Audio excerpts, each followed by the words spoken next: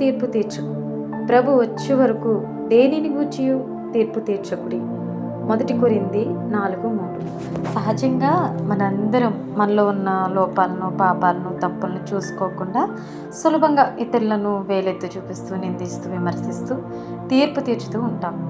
మనలాంటి వారైనా శాస్త్రులు, పరిసయ్యులు కూడా ఒక ఆమెను తీసుకుని వచ్చి మధ్యలో నిలవబెట్టి ఆమెని తప్పు పట్టడం చేస్తున్నారు, ఆమె చేసిన పాపమును బట్టి. కానీ అక్కడ నిలవబడిన ప్రతి ఒక్కరితో యేసు ప్రభు వారు అంటున్నారు, వీళ్ళు పాపం చేయని వారెవరు?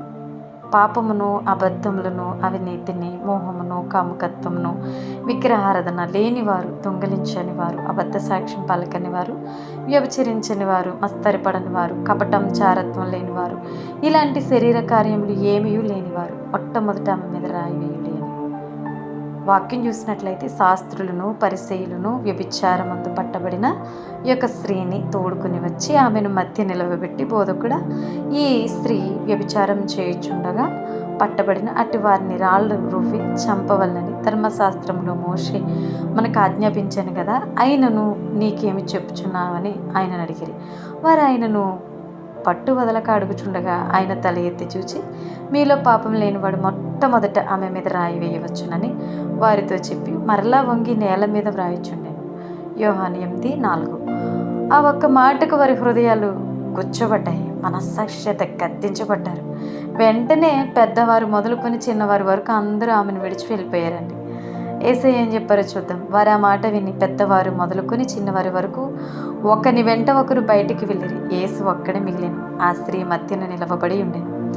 నేడు మనలో ఇలాంటి వారు అనేకులు ఉంటున్నారు. పాపం చేస్తున్నా మనం వాక్యానుసారంగా మనల్ని మనం సరిచేసుకోకుండా వాక్యమునే గద్దించబడుతున్నప్పటికీ, పరిశుద్ధాత్మ దేవుడు హెచ్చరిస్తున్నప్పటికీ లెక్క చేయకుండా ఇతరులను నిందిస్తూ, దూషిస్తూ జీవిస్తున్నవారు. అందుకే నేడు దేవుడు మనకి చెప్తున్నారు, వేలి చూపును బట్టి తీర్పు తీర్చక న్యాయమైన తీర్పు తీర్చమని.